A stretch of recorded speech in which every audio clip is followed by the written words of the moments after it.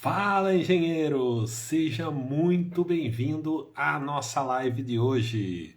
A live, hoje não temos giro de mercado, né? O pessoal está acostumado aí com giro de mercado, então a live já vai ser em aquecimento da semana de estradas. Na semana que vem a gente começa a semana de estradas e hoje a gente tem a nossa live, a sacada que vai mudar completamente o jogo do seu planejamento.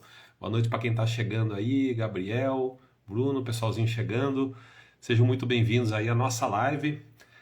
Como eu falei, a gente está já em aquecimento para a semana de estradas, né? Para quem ainda não se inscreveu, na semana que vem, de 26, né? A gente vai ter três aulas, 26, 28 e 30. Então, segunda, quarta e sexta, na semana que vem, a gente vai ter a nossa semana de estradas. Se você não se inscreveu, o link está na bio aí, tá? E a gente espera todos vocês nesse nosso evento gratuito e online, que vai ser na semana que vem. Beleza, pessoal? Então, enquanto o pessoal vai chegando aí, a gente vai nos preparativos aí para nossa live de hoje, né? Muita coisa boa, muita coisa legal aí para a gente falar sobre estradas, sobre pavimentação, né? E a gente preparou essa sacada de hoje, né? Então, uma sacada aí bem importante aí para as obras de pavimentação, para o planejamento da obra e já programando a execução, né? Então, eu costumo dizer aí que a obra, né, uma obra rentável, principalmente, que é o que a gente busca, ela é feita de detalhes. Então, assim, a gente não vai encontrar um pote de ouro enterrado ali, a gente não vai encontrar nada ali, assim, inusitado, vamos dizer assim, mas o segredo está nos detalhes. Né? Toda obra, todo projeto, todo contrato, ele tem muitos detalhes que se a gente pecar, às vezes, em alguns deles, a gente vai tá minando a rentabilidade do contrato. Né? E se a gente enxerga alguma coisa dessas antes para fazer uma melhoria, né? Para poder arrumar o contrato, alterar algo ali, tanto na execução ou até num eventual aditivo para colocar algo para dentro que esteja fora, ou até para melhorar ali os custos. Né? O tempo todo a gente tem essas oportunidades aí dessas sacadas aí para a gente poder encontrar melhorias para o contrato para chegar nas obras rentáveis, né? Então, boa noite para quem está chegando, Daniel, Tati, né, pessoal aí já se inscrevendo aí para a semana de estrada. Se você ainda não se inscreveu, o link está na bio. Na semana que vem a gente começa, tá? Então, durante essa semana a gente está já nos preparativos finais, a gente está fazendo essa live de aquecimento, beleza? Então, vamos já entrando, né, no assunto. Essa sacada de hoje, né, a sacada que eu quero conversar com vocês aqui, é um detalhe muito importante, né? Muitas vezes, muitas obras, a gente vê falhas nesse detalhe. Eu já peguei obras também com ausência completa desse detalhe importante, que é o escalonamento.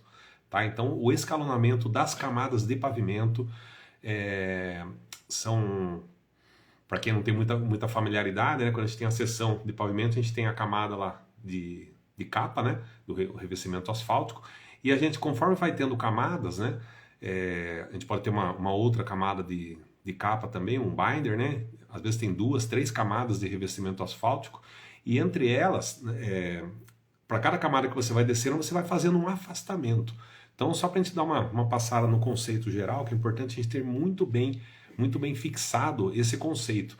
Por que precisa desse escalonamento? Então, cada camada ela precisa de apoio, ela precisa transmitir o seu peso próprio, né, e as cargas do pavimento, aquele bulbo de tensões que a gente tem embaixo lá dos pneus, lá dos veículos que vão estar passando lá na via, né, quando elas estiverem operando. Tanto faz uma via urbana ou uma rodovia. Nas vias urbanas isso é mais simples, porque geralmente ela fica confinada em guias, né, aquelas guias extrusadas geralmente, ou pode ser pré-moldada também, mas o pavimento urbano ele já é confinado. Então ele acaba tendo essa resistência aí dessas peças de concreto, que são as guias, né, que acabam segurando esse pavimento, confinando e não tendo essa necessidade de você ir alargando as camadas, escalonando. Porém, quando está abaixo da guia, você já tem que escalonar, né? Abaixo da guia você tem que passar com a sua subbase ou com a camada que estiver ali, passar inteiro por baixo dela e mais um afastamento aí de uns 15 centímetros para trás da guia também para dar esse suporte e até para poder passar com a maquininha, tá? Mas falando aqui onde é mais comum esse escalonamento são nas obras de rodovias, né? Obras rodoviárias.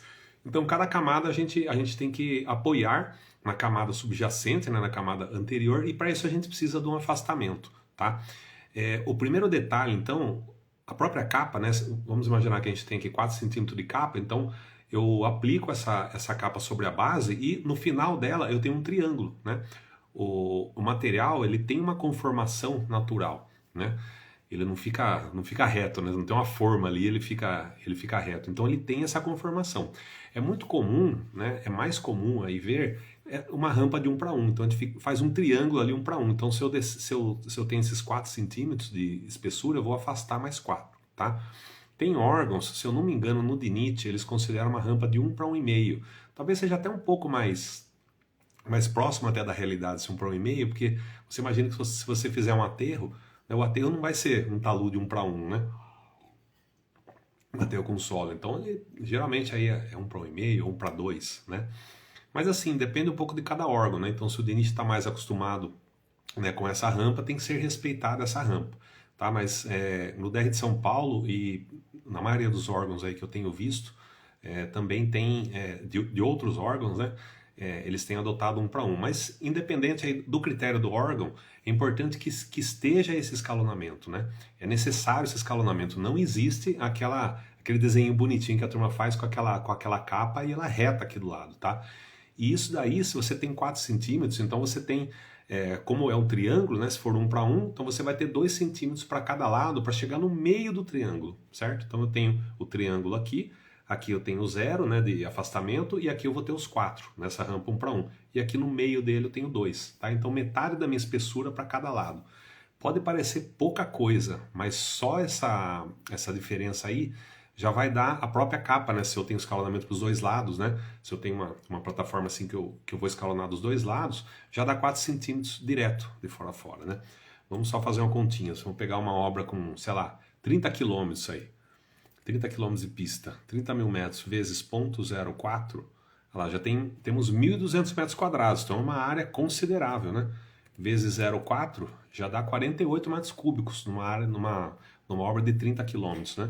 Se você jogar aí, sei lá, 2.500 mais ou menos numa densidade, dá 120 toneladas, né? Então, assim, o que eu sempre costumo dizer, né? Que na nossa área, a importância dos números, né? Os números são muito muito grandes, né? Tem um vulto, toma um vulto muito grande a hora que você pega nos quantitativos da obra toda. Então a gente viu 2 centímetros de diferença ali para cada lado, numa extensão aí de 30 quilômetros, dá 120 toneladas. De repente é uma produção quase de um dia, aí, dependendo de massa, né? Mas uma obra dessa tem que produzir mais do que só isso, né? Mas 120 toneladas é massa pra caramba, né? Então, assim, importantíssimo, né? Independente se a gente está orçando a obra, ou se a gente já está planejando a obra, né, que talvez seja o melhor momento de já começar a pegar os pulos do gato, né? O melhor momento talvez você já começar a tornar a obra rentável, né? Que é o que a gente fala o tempo todo aqui no perfil. Mas se você já está lá com a obra andando também, né? De repente você chegou, a obra até já começou. Então vamos dar uma repassada em tudo aí para a gente ver o que a gente pode melhorar na obra, melhorar no contrato.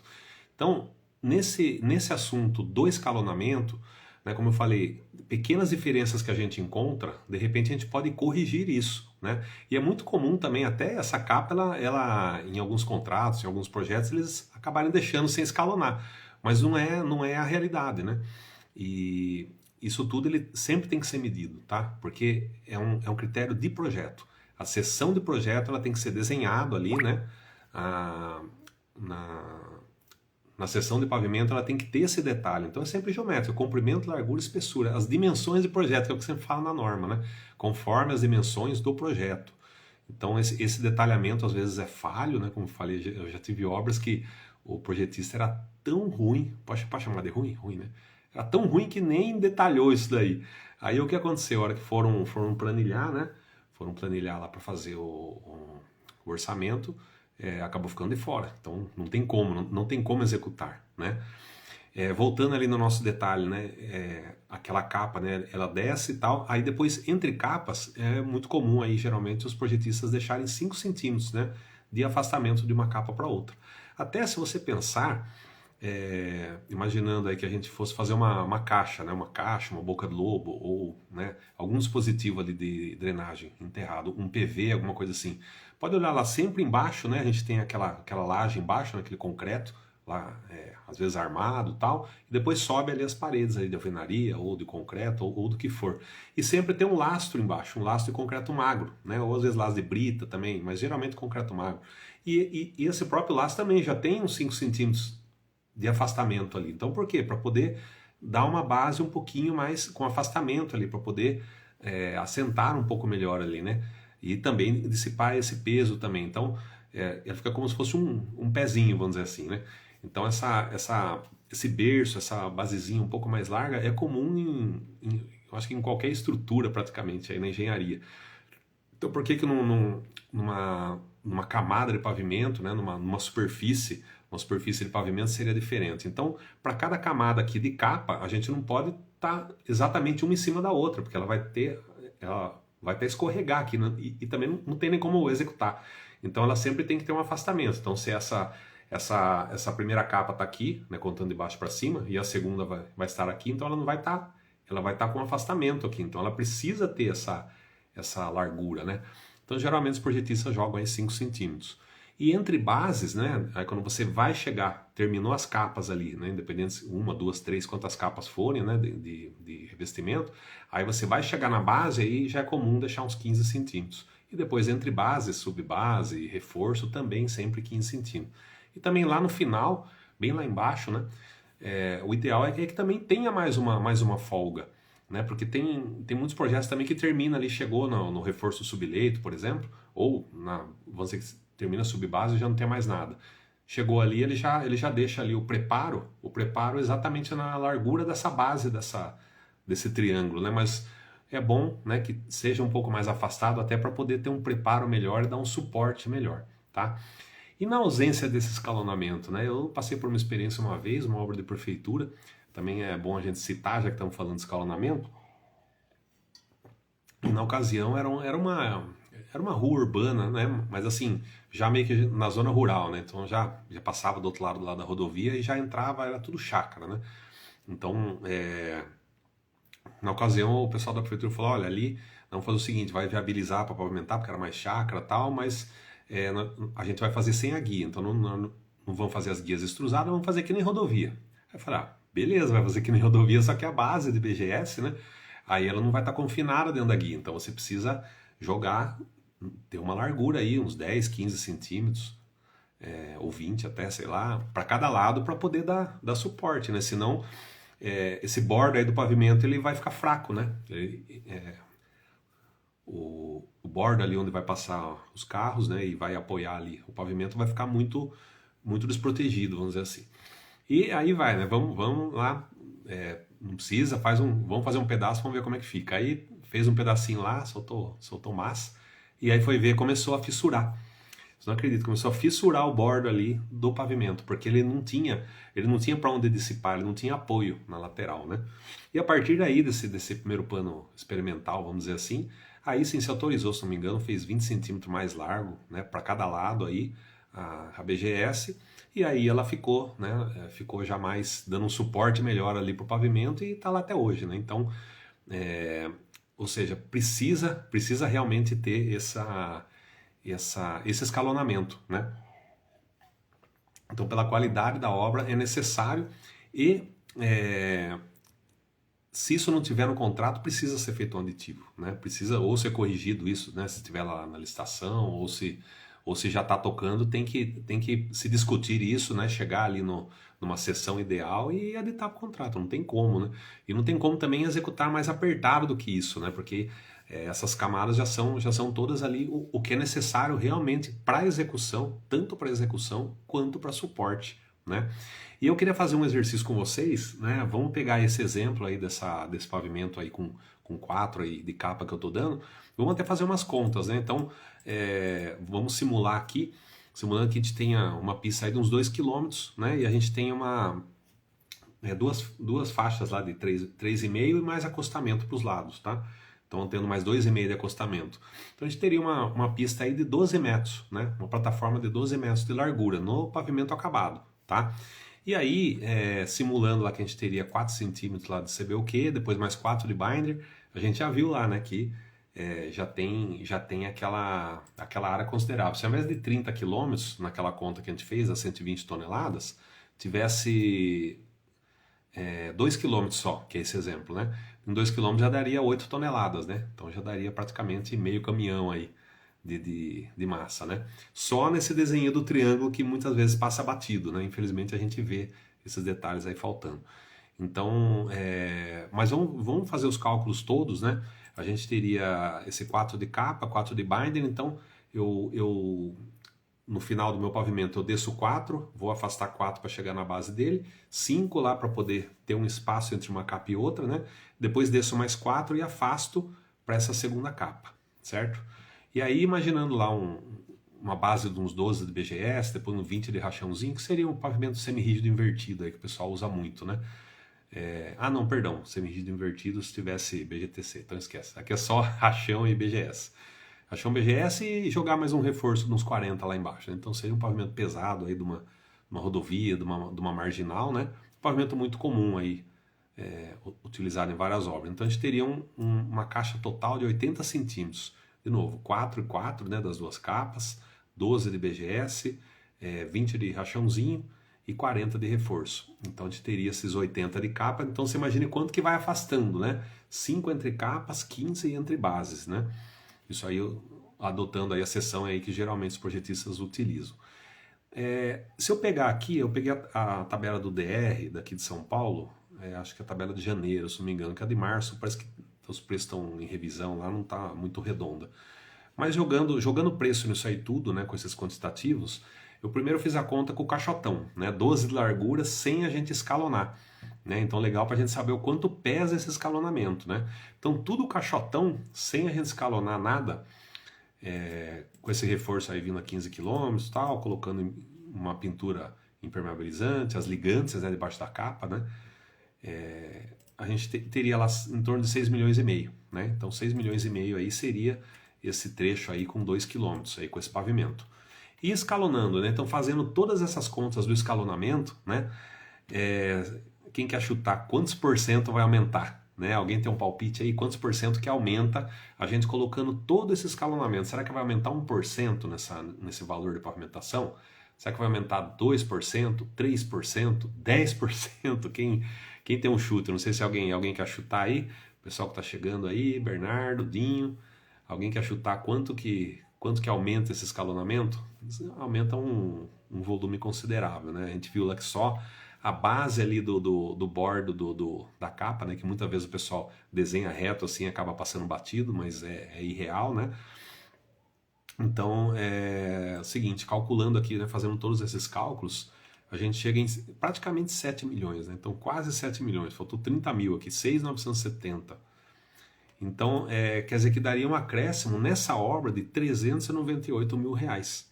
Né? Então, aumentou 6,05% com essa seção, com esses preços, com essa consideração, né? Com esse pacote aí que a gente fez. Tá?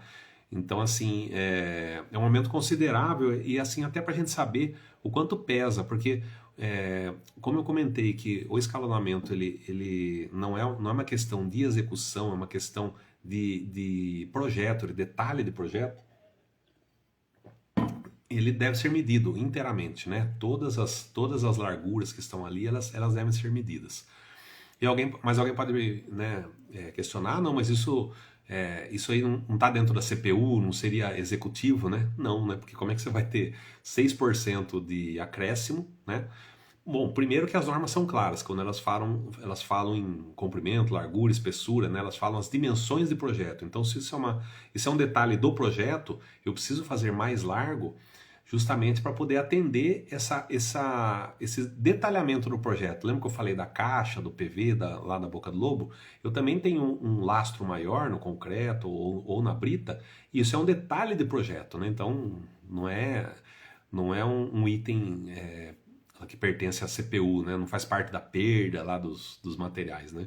Então aqui nesse exemplo deu 6,05%, às vezes dá até mais, né? Dependendo da configuração, assim, da consideração e da obra, né? Então realmente deu um número aí alto, né? Um número bem expressivo.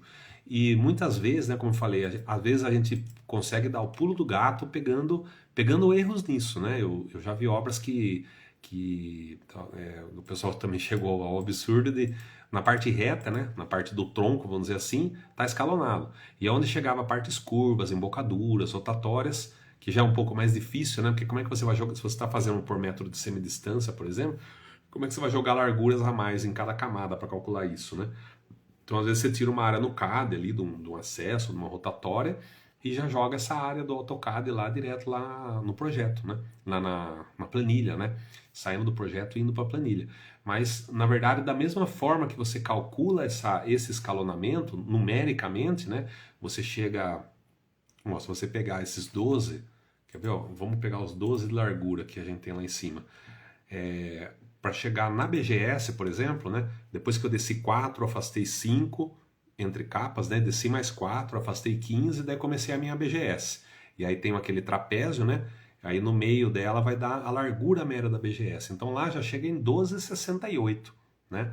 12,68. Então eu tenho 5, né? Mais 15, vamos somando aqui, eu tenho 20. Isso. Aí eu tenho metade lá da espessura, né? É, 20. É isso aí. E 20 só de afastamento, né? Daí eu tenho mais 4 mais 4. Tenho mais 8, né? Eu cheguei 28, certo? 28. Mais 6, né? Que seria metade dos 12 centímetros. 28 mais 6, 34. 34 para cada lado costuma dar 68, né? 34 mais 34, 68. Então assim a gente chega na nossa largura. Então lá na minha base de BGS, né, que já está quase em cima aqui, né? Tem os dois revestimentos asfálticos, logo embaixo já está a BGS. Então ali eu já estou com 68 mais largo, né? Aí somando os dois lados. Então é 34 para cada lado, né? Então são detalhes que podem estar refletindo muito lá na planilha. E às vezes, se isso não é visto, né, o pessoal vai ter que executar um pouquinho mais largo ali e acaba não medindo isso, não colocando isso para dentro do contrato. Né? Se ele não for considerado lá no início, né, é necessário fazer um aditivo, se não for feito o aditivo, fica de fora. Né? Isso sem falar também no segundo passo disso daqui, que é aqui a gente está no teórico, né, mas saindo do teórico, a gente tem que ir atrás da prática, do que está realmente executado, né? Então a gente tem que pegar aqui, ó, pegar nossa trena, né? Pegar nossa trena e ir lá pro trecho. Então é muito comum, né? E a gente sempre faz isso logo no início da obra. E que nem esse 1268, a gente não vai achar ele lá porque ele está no meio da figura geométrica. Mas a base, se ele é 1268, a gente tem que voltar esses 6 aí de cada lado, né? Eu tenho que pegar o topo da base, né? O topo da base de BGS aqui daria 12,26, né? Então eu tenho que ir lá conferir esses 12,26. Então eu começo a fazer, né? Faço lá meu primeiro trecho, vai lá, pega lá, destaca em estaca e vê se está realmente 12,26. É muito comum a gente ter erros aí, né? Agora você imagina se você está fazendo 5 centímetros mais largo de fora a fora essa BGS, ou 10 centímetros mais largo de fora a fora, né? E lá na frente quanto que vai refletir isso, tá? Então a gente tem um monte de detalhezinho, um monte de dificuldade para executar, né? A topografia marca as estacas, essa estaca tem que ser um pouco recuada, porque senão a máquina vai e derruba, né? Então a gente tem um afastamento de estaca que não tem nada a ver com isso aqui, tá? Não tem nada a ver com o escalonamento, esse afastamento que a gente tem lá nas estacas. Isso aí é para a topografia poder marcar a referência, o pessoal correr a linha e executar, mas eles executam sempre ali para dentro, né? Aí cada topógrafo encarregado, eles combinam ali, né? Onde que tá, onde que ele vai correr a linha, quanto que é para dentro, né? Mas o que importa pra gente é os finalmente, é depois ali de aplicado. Então por isso que eu falei, esses 12,26 que a gente tem lá no topo da BGS, a gente já tem que ir lá conferindo, né? Depois que fez ali, deu acabamento, rolou, tá ficando com 12,26? Ah, pô, tá ficando 10 centímetros mais largo. Temos que recuar os negócios, né? BGS às vezes se executa com vibroacabadora, tem obras que se executam lá na Patrol mesmo, né? Mas independente, né? Na vibroacabadora é mais fácil, vai ter menos leira, menos perda ali, né? Mas mesmo assim, a gente tem que ver se realmente está ficando dentro, né? Se está ficando dentro dessa largura, né? Porque senão isso aí vai impactar quanto lá no fim da obra, né? A gente viu ali naquela capa, né? Em 1 quilômetro ali, 4 centímetros, com 4 a gente chegou lá em 2,5 toneladas, né? Vamos imaginar, até fazendo um outro exercício aqui, que se a gente tivesse 10 centímetros, mas aí nesse ponto que eu estou falando, analisando a execução, depois de pronto, né? Se depois de pronto eu tiver 10 centímetros para cada lado, né? Nesses 2 quilômetros vai dar 200 metros quadrados. Só que aí a espessura já é 12, né? Ela já deu 60, não, deu 24 metros cúbicos. E em tonelada vai dar mais ou menos 60 ali. Então já daria, se pegar caminhão, sei lá, 18 toneladas mais ou menos, daria mais de 3 viagens de BGS. Por um trechinho pequeno de 2 quilômetros, né? Então, assim, esse último detalhe, depois daquela parte teórica, né, que a gente passou de analisar se o escalonamento foi detalhado corretamente lá no projeto, se isso refletiu lá na planilha e se vai estar sendo utilizado dessa forma na obra, a gente já deu um segundo passo de ir lá no trecho, né, nos primeiros pontos executados e conferir, ver se essa largura está respeitando essa largura escalonada que a gente está discutindo, né? Então, assim, esse é o principal também, né? A gente não ficar só na parte teórica. O teórico aqui é importantíssimo, né? Como eu falei, tem muitas obras que, infelizmente, o pessoal acaba pecando nisso, né?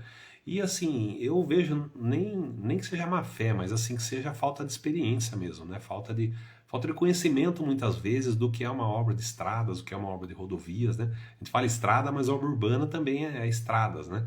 É da área de estradas, vamos dizer assim. Então, eu entendo assim, eu entendo que muitas vezes é falta realmente de conhecimento, porque isso é técnica, é matemática, né? Um mais um costuma dar dois, né? Então, infelizmente, em algumas obras a gente vê falhando muito isso.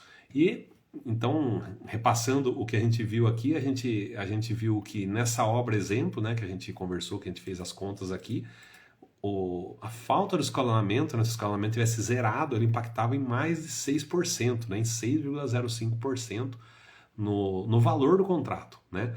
E isso pode dar um impacto muito grande aí se tiver faltando o escalonamento, se a capa não tiver escalonada, já vai refletir tudo lá para baixo, ou se, no pior das hipóteses, não tiver nada, né? Ou se não tiver feito da maneira correta, né?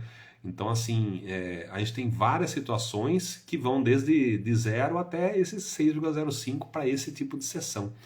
E o segundo ponto, né, que eu falei, o pulo do gato, vamos dizer assim, ainda dentro aí já desse assunto, dessa sacada de hoje, é a gente ir lá acompanhar realmente a execução, vendo lá os trechos, né, os trechos que vão sendo executados, como é que tá, se o finalmente ali, depois de pronto, depois de rolado, imprimado, se ele está seguindo essa consideração que foi feita aí, tanto do projeto e desse detalhamento aí, de escalonamento do acabado, mas descendo em cada camada e a gente chegando o que seria em cada camada para executar, né? Ó, o Arlan tá perguntando aqui, doutor, ô louco, cara, o que deve fazer quando a borrachudo com 10 dias de feito a rodovia? Rapaz, é complicado, hein? Então, cara, a gente tem alguns ensaios, né, que a gente vai fazendo, você deve ter feito, né? Você está falando aí de uma obra que você trabalhou, né, ou que você está trabalhando, você deve ter feito todo o acompanhamento lá da massa, né, os ensaios ali, né, para ver se está tudo na granulometria, tudo mais. Então a primeira coisa é você ter certeza de que essa massa foi bem aplicada, foi bem controlada, tá? Logicamente, tudo, né, tudo a gente está falando de estatística, né? Então, por mais que você tenha feito vários ensaios na usinagem, por exemplo, lá do CBUQ, eles não vão refletir exatamente cada carga, cada amassada que deu, né? Mas é mais ou menos, vai refletir ali o que aconteceu. Então, a primeira coisa é você ter certeza de que deu tudo certo na massa. Se a massa, por exemplo, ela fugiu da granulometria, ou ficou com muito teor ou pouco teor, a gente pode ter algum tipo de problema, né? Então a gente vai descartando aí conforme a gente vai investigando. Se você tem certeza que a massa, né, fez os ensaios e a massa está tudo certo, pode ser que tenha algum outro problema mais para baixo. Se você veio acompanhando tudo, ó, eu acompanhei o subleito passou, um trecho lá que não passou, abriu, refez, então nunca liberou nada, né, sem estar aceite lá com aceite lá do laboratório, então você tem certeza que você executou conforme as normas, conforme o projeto, vamos dizer assim, né? E se não tiver nada de errado, nada que se identifique, a gente tem duas outras possibilidades importantes. A primeira é essa que a gente viu, o material, né? A execução. O material, não falando só do material, mas material e execução, se foi bem executado. A segunda, a gente pode investigar o projeto. O que aconteceu com o projeto? Será que o projeto foi bem feito? Né? Será que não tem nenhum erro no projeto? Né? Porque mesmo a obra estando licitada, de repente tem alguma consideração lá que foi feita no projeto que de repente foi errado, né? Então, são feitos por pessoas, né? São aprovados por pessoas. Então, pode ser que alguém tenha cometido algum erro. Então, vale uma boa investigação. E o terceiro ponto, né, que é o principal, e eu acho que é o que mais tem gerado problemas aí nas obras, é o tráfego, a solicitação, né? Porque todo dimensionamento em engenharia, né, se for dimensionar essa laje, qualquer elemento, a gente tem a resistência do material e a gente tem a solicitação, né? Então, o material vai ser projetado para resistir, né, uma certa carga, tudo mais, e a gente tem uma solicitação que vai ser aplicada nele. Isso em tudo na engenharia, né? Tudo na física, vamos dizer assim. E é muito comum a gente ter erros nesse projeto, tá? Será que não está passando, nesses 10 dias aí, foi aberto ao tráfego? Se foi aberto ao tráfego, será que está passando carga em excesso? Ou será que, mesmo não sendo em excesso, está passando um volume muito maior do que era considerado? Né? Porque os projetos eles são feitos, né? Calcula-se lá a vida útil e tal. O número N, né? Que é o número lá de eixos padrão passando ali e tal, ao longo lá dos 10 anos da vida útil. Mas se você tiver muito mais volume do que isso, ou muito mais peso do que isso, e aí a gente pode estar falando também de excesso de carga, isso pode dar uma solicitação muito maior, tá? Então acho que a gente tem que seguir essa hierarquia, ir atrás do material e execução, um segundo passo, verificar, virar de ponta cabeça esse projeto, ver se não acha nada errado, alguma consideração errada aí, e depois lá em cima aí não tem como, a gente verificar, né, se o tráfego não é incondizente, vamos dizer assim, né? Não é mais elevado, né, do que se deveria. E excesso de carga é uma questão crônica, né? Eu fiz a conta ali com 18 toneladas, mas a gente sabe, onde não tem balança aí, o pessoal, independente do que estão transportando, o pessoal passa com muito excesso de carga, né? Então, até nas obras, né, quando a gente está trabalhando dentro da obra, a gente, né, geralmente o pessoal gosta de carregar o máximo possível aí. Logicamente que tem essa questão também de estragar até o caminhão, né? Mesmo que tá andando só na terra ali, você ficar topetando lá o caminhão não é bom. Mas infelizmente o pessoal aí só pensa em carregar mais. Então, não sei se passa cana aí, passa eucalipto, ou o que passa aí na obra, ou se de repente também nem foi aberto ao tráfego. Aí é mais preocupante ainda, né? Não sei se você tem, né? Você sabe assim, essa informação foi aberta ao tráfego ou ainda não, porque aí se não foi nem aberta ao tráfego, aí temos um problema aí com 10 dias, cara. 10 dias pode ser. 10 dias é muito pouco, né? Arne Lima, obrigado, é isso aí, cara. Então, você tem essa informação se foi aberto ao tráfego? Acho que era importante, cara. Porque se não foi aberto ao tráfego, aí realmente tem grande chance aí de ser algum problema com algum material mesmo, né? De repente, sei lá, granulometria, alguma coisa assim. Importantíssimo, gente, é assim, a gente sempre ter essa política de controle, né? Controle tecnológico. Eu sei que tem clientes e tem clientes, né? Tem órgãos que às vezes exigem mais, tem órgãos que exigem menos, e às vezes tem cliente, às vezes prefeitura muito pequena, às vezes loteamento ou algumas obras aí, o pessoal nem exige muito controle tecnológico, né? Ele nem tem tanto conhecimento do que te pedir. Mas é importantíssimo a gente fazer o máximo, né, de ensaios ali, de verificações, por segurança mesmo, né? Porque a qualidade da obra, ela impacta diretamente aí no custo, porque se a obra não estourar aí, né, se ela não estourar durante a execução ou em alguma coisa muito precoce, como você estava falando, De repente passa 6 meses, passa um ano, a obra estoura. Está dentro da garantia. Né? E aí a gente vai ter que voltar, vai ter que ficar lá procurando esses problemas, né? Às vezes atrás de contagem de tráfego, alguma coisa para tentar se defender. Mas o mais barato, né? O mais barato para fugir desse problema é realmente investir em tecnologia, em controle tecnológico, né? Investir numa execução bem feita, né? Investir numa obra de qualidade, né? A gente fala sempre aqui, né, de obras rentáveis e o principal de uma obra rentável é ela ser sustentável, mas não sustentável assim da maneira, né, de meio ambiente e tudo mais. Lógico que isso é importante, mas ela ser sustentável ao longo da sua vida útil, né?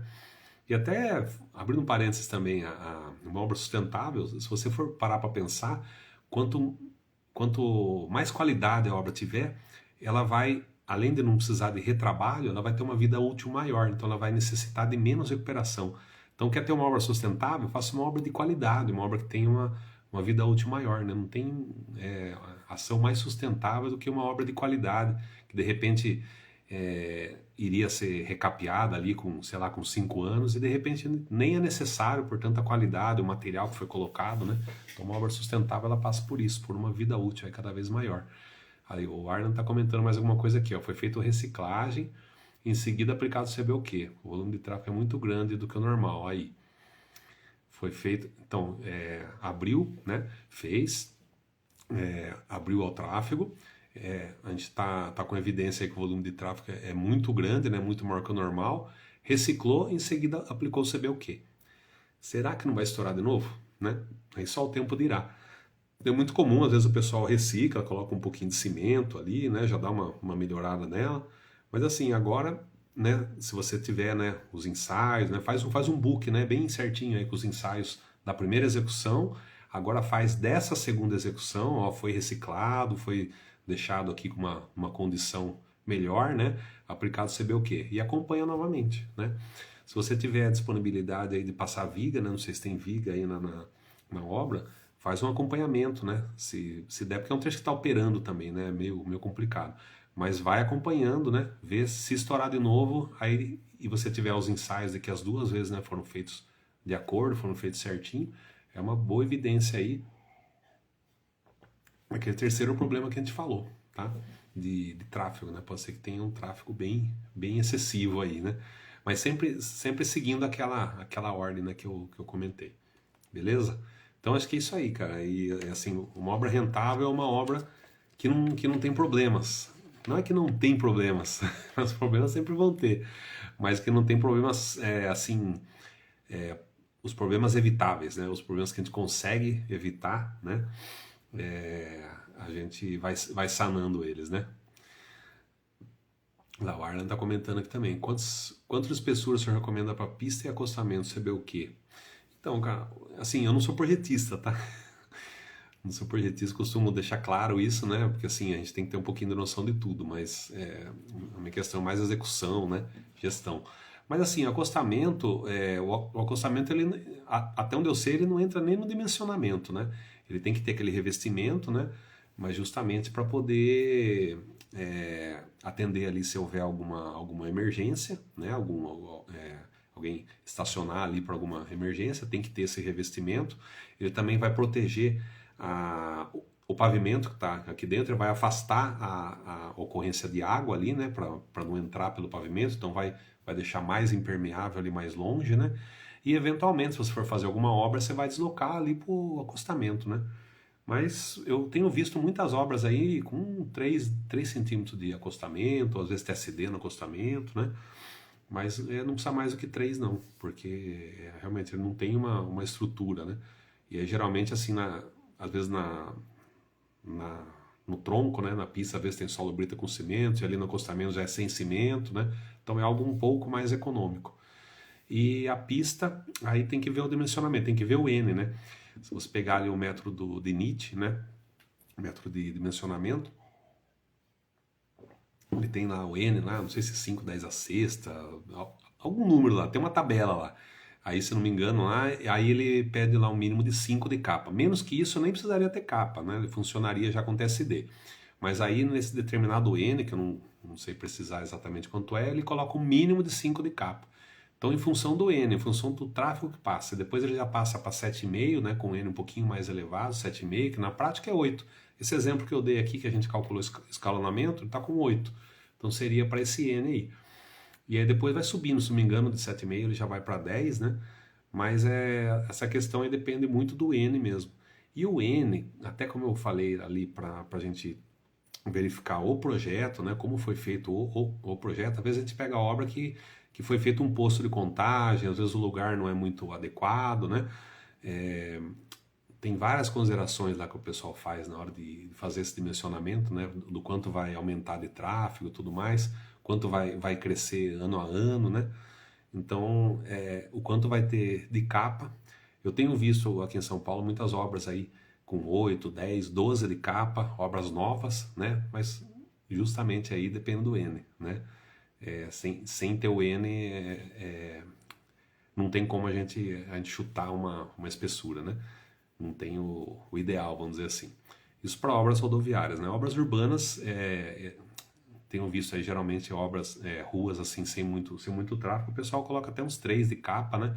Não menos que 3, porque 3 centímetros já pelo tamanho da pedra ali já é uma massa fininha, né? Se você for colocar menos do que 3, aí começa até a raspar a pedra, então você não consegue, né, fazer uma capa menor. Se você vai fazer menos do que 3 de capa, aí faça um TST, né? Uma via local, não vai passar ônibus nem nada, mas para obra urbana aí é um mínimo de 3. 3, às vezes 4, tem uma linha de ônibus, alguma coisa solicita um pouco mais, depois começa a chegar em avenida e já vai tratando já um pouquinho mais perto de rodovia, né?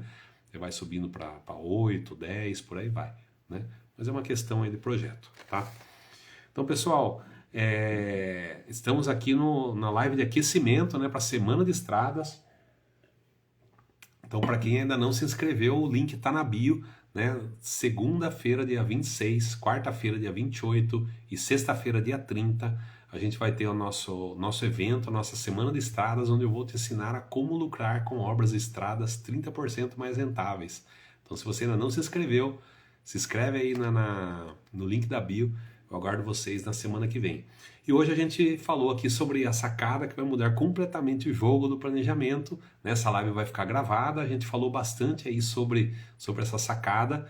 E na quinta-feira a gente vai fazer mais uma live onde eu vou falar sobre o maior obstáculo para quem busca obras rentáveis. Então, se você quer obras rentáveis, se você quer lucrar com obras rentáveis, na quinta-feira eu vou falar sobre o maior obstáculo para quem busca obras rentáveis. Então é imperdível, se você quer se aprofundar nesse assunto, eu não perderia por nada. Esse maior obstáculo é fundamental para a gente conseguir atingir esses objetivos. Beleza, pessoal? Então na quinta-feira a gente se encontra nessa segunda live para aquecimento da Semana de Estradas, e na semana que vem eu espero vocês no nosso evento gratuito e online. Beleza, pessoal? Se alguém tiver mais alguma pergunta, a gente ainda continua aqui, né? O Arna contribuiu bastante aí, falou aí dessa obra, né? Que teve problema lá, começou a estourar, tudo mais. Se alguém tiver mais alguma pergunta, coloca aqui então, enquanto a gente vai finalizando e nos preparativos aqui para a Semana de Estradas. Não percam a live de quinta-feira, onde eu vou falar desse obstáculo fundamental. Sem ele a gente não consegue ter os resultados esperados aí com as obras rentáveis. Beleza, pessoal? Então a gente vai encerrando aqui, a gente já está com 45 minutos de live. A gente vai encerrando, eu espero todos vocês na quinta-feira para a gente falar sobre o maior obstáculo para quem busca obras rentáveis. E na semana que vem, espero todos vocês na Semana de Estradas. Falou, pessoal, até mais!